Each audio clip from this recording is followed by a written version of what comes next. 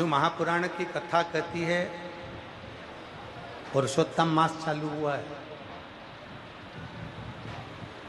अधिक मास चालू हुआ है। 5 चीजें अधिक मास के महीने में शिव जी के लिए आप करिए।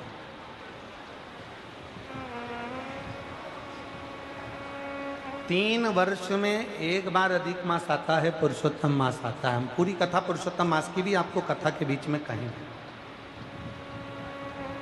इसलिए पुरुषोत्तम मास में जो कथा चल रही है 3 जगह पर, एक करनाल में हो जाएगी, इसके बाद में फिर दुधाना गांव में महाराष्ट्र में हो जाएगी, फिर एक ऑनलाइन हो जाएगी। ऐसी तीनों कथा हमने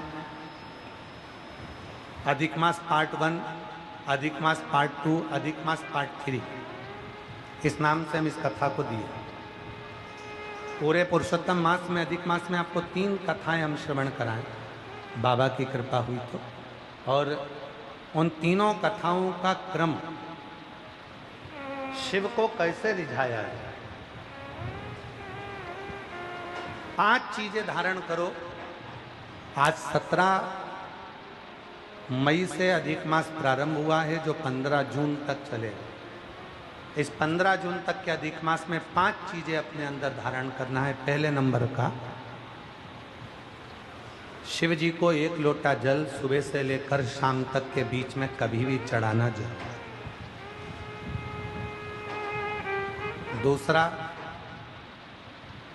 शंकर जी के मंदिर में या बेलपत्री के नीचे या तुलसी के क्यारे के पास में एक दीपक अवश्य लगाएं। चाहे सुबह लगाएं, चाहे शाम को लगाएं, तुम्हारी मर्जी पड़े तब। दीपदान जरूर करो, जल जरूर चढ़ाओ। तीसरा, एक बेलपत्री को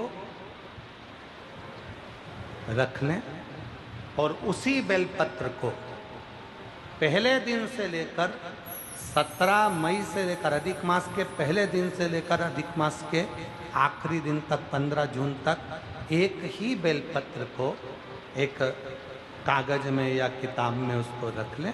उसको रोज शिव जी को समर्पित करें। श्री शिवाय नमस्तुभ्यम बोलकर अपनी कामना करें। वापिस उठाकर उसको अपने किताब में रख लें। फिर कल वापिस समर्पित करें, फिर वापिस रख लें, फिर वापिस समर्पित करें।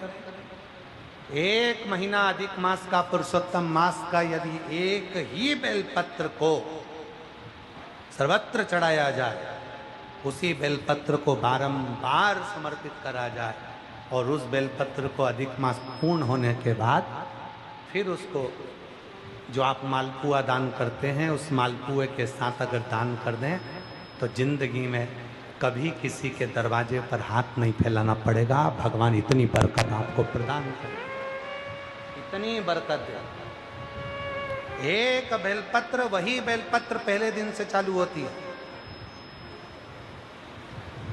किसी भी शिवलिंग पर, चाहे पार्थिव पर चढ़ा लो, आप चाहें तो अपने, हम गुरुजी हम वहाँ पर नहीं हैं, हम कथा में रहते हैं, हम कथा सुनने जाते हैं, तो हम कहाँ चढ़ाएं?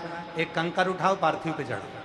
पेड़ के नीचे पार्थिव बनाया, उसी पे चढ़ा के रख ली। फिर उसी को बेलपत्र को, उसी बेलपत्र को बारंबार पूरे अधिक मास के महीने में 1 महीने तक उसी बेलपत्र को चढ़ाना है, उसी को रखना है।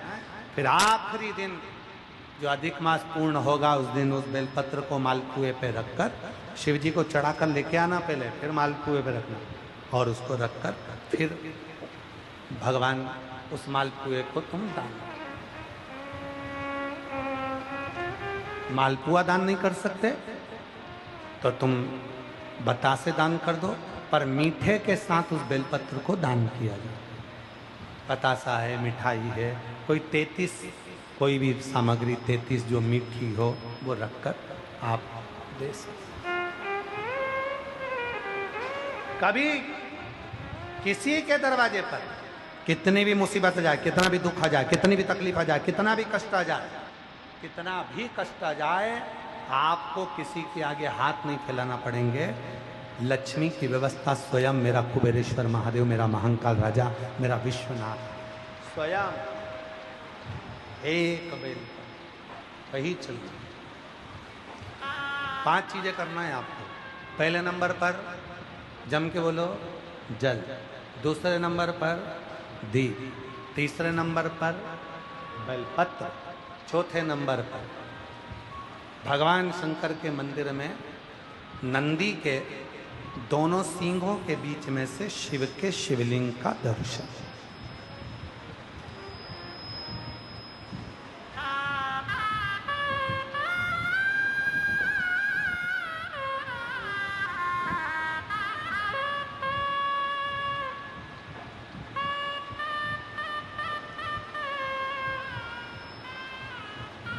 नंदी के जो सींग है, उन सींग के मध्य में से भगवान शंकर का दर्शन। क्यों? किस लिए? अगर पुरुषोत्तम मास में, अधिक मास में हम नंदी के दोनों सींगों के बीच में से शंकर के शिवलिंग का दर्शन कर लेते हैं तो अपने अंतिम सांस तक शरीर के अंदर कोई बड़ी बीमारी कभी नहीं आती, कोई गंभीर बीमारी कभी नहीं, क्योंकि ज्येष्ठा का अधिक आया है।